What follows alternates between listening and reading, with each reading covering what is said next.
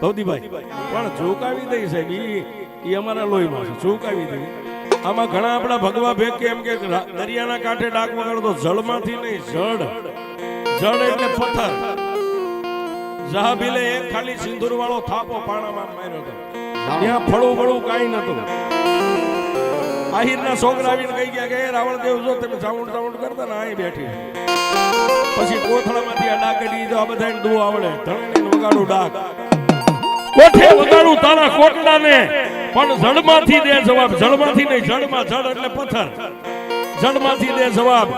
કલમ સંભાળ કાળા ભીલની. હમણાં અમારા વિજયભાઈ કીધું એટલે ફરીવાર રિપ્લાય ન કરાય, પણ આનંદ છે અંદરથી. હું ગઈ અને કોઈ ન પૂછે. અને હું કાળેરો કેવો એ મને નથી આવું, મારું ગળું નથી કાળેરો. આ વાર્તા કરી દઉં સાહેબ, આ ઝુકાવી દઉં. દુનિયા દાવા સાથે ઝૂકી જાય. ગમે પછી વરણ હોય, આહિર હોય, ભરવાડ રબારી, એમાં 80% હું ક્ષત્રિય સમાજનો રાવણ છું. એટલે મને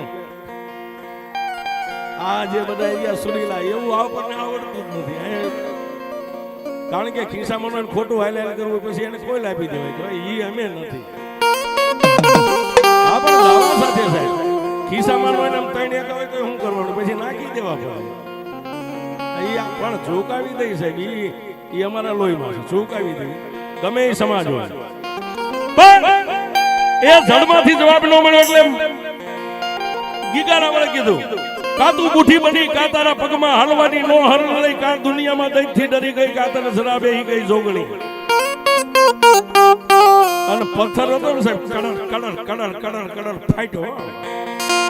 અને માલપાથી માં ભગવતી ચામુંડાએ ભૂંડ જેવું મોઢું, આમ બાર લંબતોતળું, મોટી મોટી આંખો, ગજગજના દાંત, માથે વિખરાઈ ગયેલા વાળ.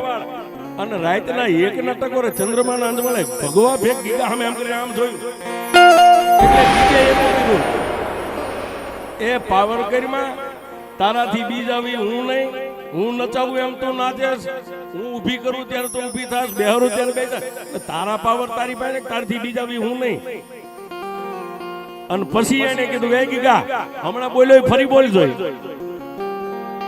કા તું બુઠી બની, કા તારા પગમાં હાલવાની હેલ ન રહી, કા દુનિયામાં કોક દૈત્યથી ડરી ગઈ, કા તને જરા બેહી ગઈ જોગણી. પછી મારી ભગવતીએ કીધું, તું અહીં આવ્યો છો હું કામ આ બધું મને કે શીખ લેવા. આ ખંભે લોબડી નહીં પાથરી, ગીગા પાથર લોબડી તન લાખોની આપું મોજ, એ ભવની ભાંગી નાખું ભૂખ તન શીખ આપું. ચામુંડા જા દરિયાના કાંઠેથી કોથળો બાંધીને લઈ ગયો છે.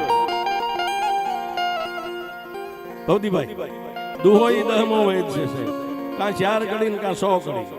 અને એમાં આપણો સમાજ એટલે હેમાળામાં કુલ્ફીનો વેપાર છે, કારણ કે આ બધું બધાને આવડતું, બધાને અહીં જ હોય.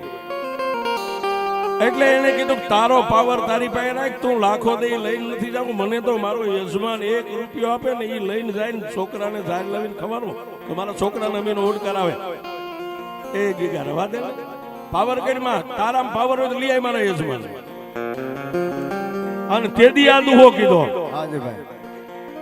ગીગા તારા વહરા બોલ. ચામુંડ કે હવે મારાથી હખાય નહીં, કે તો જાવ વિલાજની જેલમાં, હવે જેલ તોડી.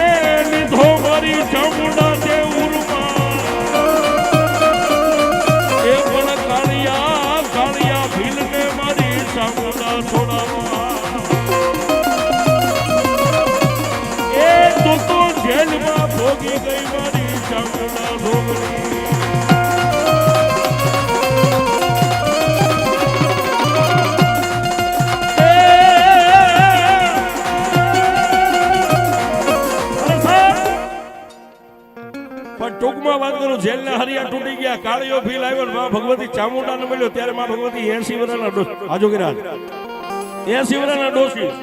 અને માં ચામુંડાને કીધું, માડી તું અહીં આવી, પણ હવે માં દીકરો બહાર જઈ શકી એમ નથી. કેમ? કાળા પથ્થરના બેલાથી ચડેલ આ ગઢ અને તેથી મારી ચામુંડાએ કીધું તને મારી ભક્તિની ખબર છે, તને જે મારી શક્તિની ખબર નથી. કેમ?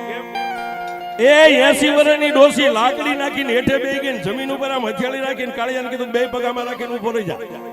પણ મારી તનનો ઊભો રહી જા. અને તેથી મારી ચામુંડા ડૂહો બોલી હતી છેલ્લી વિરાટની જેલમાં.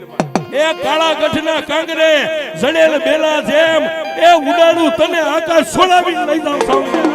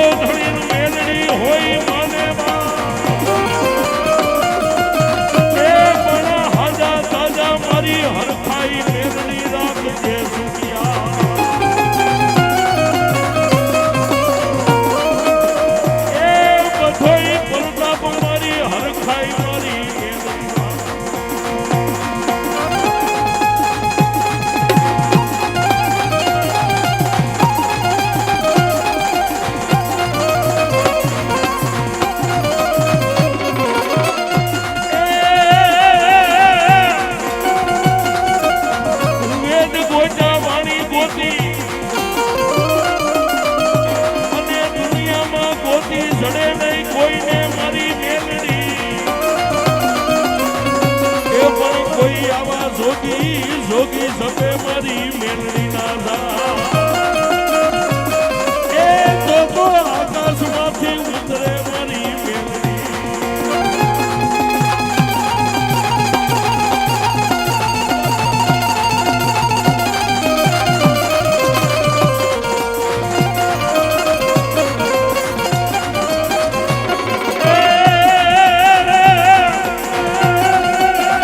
રણમાં કોઈ દી સુરો રોવે નહીં, રણમાં રોવે ઈ સુરવીરનો. એ વણ ખેલે ખેલે એના ખાંડા નાખે.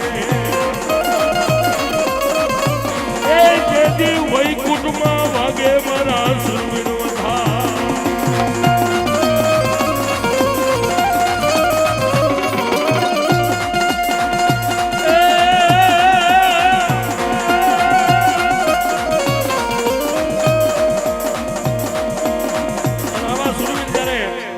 રણમેદાનની માલવા મર્યો કુમાર છે, આવ્યો આવશે. એ ભાલા બરસીના 2 વરહતા હોય અને એની માલવા એ હજારો દુશ્મનની ભીડ વચ્ચે જ્યારે પોતાની અશ્વકેતા ઘોડાને લઈ અને દળકટકની માલવા પોતાના દેહને ઝંપલાવે, તેથી કોઈ કવિ આખા ઉભા ઉભા સુરવીરને બિરદાવે દુહો કે પણ કેવો કે